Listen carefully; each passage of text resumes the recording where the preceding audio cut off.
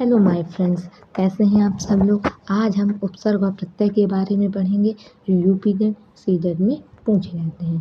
तो चलिए वीडियो को शुरू करते हैं। अगर आपको हमारी वीडियो अच्छी लगे तो इसको लाइक और सब्सक्राइब कीजिएगा। चलिए हम देखते हैं कि उपसर्ग किसे कहते हैं।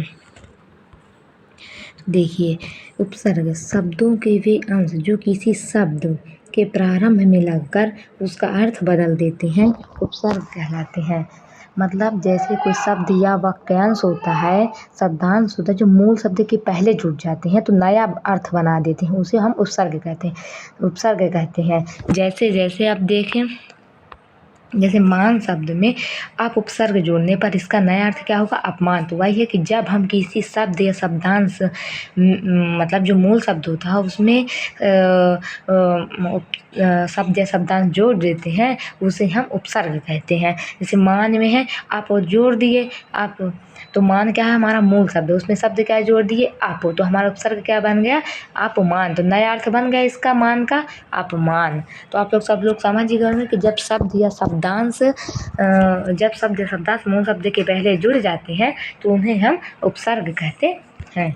चलिए अब आगे देखते हैं उपसर्ग के भाग। तो मैंने सी टेट में देखा है कि उपसर्ग के भाग पूछ लेते हैं कि संस्कृत में उपसर्ग की संख्या कितनी होती है? 22 होती है। उदाहरण जैसे अति, अनु, अप, प्रति। अति है, धनमान जोड़ दिया, अति है, अधिक जोड़ दिया तो क्या हो जाएगा? अत्यधिक। प्रति है प्लस दिन जोड़ दिया, प्रतिदिन हो जाएगा। और हिंदी में उपसर्गों की संख्या कितनी होती है? 13 होती है। तो ये भी सीटेट के क्वेश्चन में पूछता है कि संस्कृत में उपसर्गों की संख्या कितनी होती है? 22 होती है। और हिंदी के उपसर्गों की संख्या कितनी होती है? 13 होती है। चलिए अब हम आगे देखते हैं। हिंदी के उपसर्गों की संख्या 13 होती है। जैसे अनु, भर, दु आदि उदाहरण है। जैसे कि भर है, उसमें मैंने पेट जोड़ दिया तो भर पेट नया शब्द बन गया ना, भर पेट। तो ये हो गया। चलिए अब आगे देखते हैं। तो इसमें है उर्दू और फारसी के उपसर्गों की जो संख्या होती है वो 19 होती है। जैसे उदाहरण है कम, गैर। कम है तो अति जोड़ दिया, अति कम हो जाएगा, है ना। तो ये शब्द बन गया। चलिए आगे देखते हैं प्रत्यय किसे कहते हैं। तो शब्दों के वे अंश जो किसी शब्द के अंत में लगकर उसका अर्थ बदल देते हैं प्रत्यय कहलाते हैं। शब्दों के अंत में लग जाते, वो शुरू में लगते थे और ये शब्दों के अंत में लग जाते हैं, मतलब बाद में लगते हैं। जैसे लिख है धन, आवट, लिखावट। लिख है, आवट प्रत्यय जुड़ा, बाद में जुड़ा तो लिखावट बन गया। और उसमें शुरू में जुड़ते थे तो उपसर्ग बनते थे। चलिए प्रत्यय के प्रकार। तो जो प्रत्यय के प्रकार होते हैं 2 प्रकार के होते हैं। एक कृत प्रत्यय, तो वे प्रत्यय जो क्रिया के मूल रूप में जोड़े जाते हैं वो कृत प्रत्यय कहलाते हैं। जैसे घबरा है और धन आहट जोड़ दिए तो घबराहट। इनका ज़्यादा उपयोग नहीं होता। जो कृत प्रत्यय होते हैं ये ज़्यादा उपयोग नहीं किए जाते। अब दूसरा आता है तद्धित प्रत्यय। तो वे प्रत्यय जो संज्ञा, सर्वनाम, विशेषण में जोड़े जाते हैं तो उन्हें तद्धित प्रत्यय कहलाते हैं। जैसे मीठा धन आस तो हो जाएगा मिठास। तो आप संज्ञा, सर्वनाम, विशेषण तो आप सभी लोग जानते ही होंगे। और अगर नहीं जानते तो मैं इसके लिए एक नई वीडियो बना दूँगी जिसमें सबके बारे में आपको बता दूँगी। तो जैसे कि मैंने मान लो एक उदाहरण दिया कि सेब बहुत मीठा था। तो मीठा क्या हो गया? विशेषता बता रहा है सेब की कि सेब बहुत मीठा था। तो ये क्या हो? विशेषण में जुड़ गया क्या? आस तो हो गया मिठास। ऐसे। चलिए तो अब कुछ क्वेश्चन पूछे जाते हैं सी टेट में, यूपी टेट में। बेइंसाफी में प्रयुक्त उपसर्ग है। तो बेइंसाफी है तो बे है तो बे उपयुक्त है। चिरायु शब्द में कौन सा उपसर्ग है? देखिए चिरायु शब्द में चिर उपसर्ग है। आयु हो गया, चिर जुड़ा तो चिर क्या हो गया? उपसर्ग हो गया। चलिए नेक्स्ट क्वेश्चन देखते हैं। धुंधला शब्द में प्रयुक्त प्रत्यय है। धुंधला शब्द में प्रत्यय कौन सा प्रत्यय प्रयुक्त होता है? ला प्रत्यय। ला, धुंध है, ला जोड़ दिए तो ला क्या है? प्रत्यय है। चलिए अगला क्वेश्चन देखते हैं। निर्वाह में कौन सा उपसर्ग है? निर्वाह में निरुपसर्ग है। इस तरह के क्वेश्चन सी टेट और यूपी टेट में बहुत पूछे जाते हैं। अब जैसे इसमें पूछ लिया घुमक्कड़ शब्द में कौन सा प्रत्यय है? तो इसमें है अक्कड़ प्रत्यय। चलिए नेक्स्ट देखते हैं। आज शब्द को स्त्रीवाचक बनाने के लिए किस प्रत्यय का प्रयोग होगा? आज शब्द है, तो इसमें हलंत नहीं लग रहा था, तो आप सभी लोग लगा लीजिएगा आज शब्द है। स्त्रीवाचक हमें पुल्लिंग और स्त्रीलिंग तो आपने सुना ही होगा, तो वही है स्त्रीवाचक बनाना, तो आ का प्रयोग होगा। कौन से प्रत्यय का प्रयोग होगा? आ का प्रयोग होगा।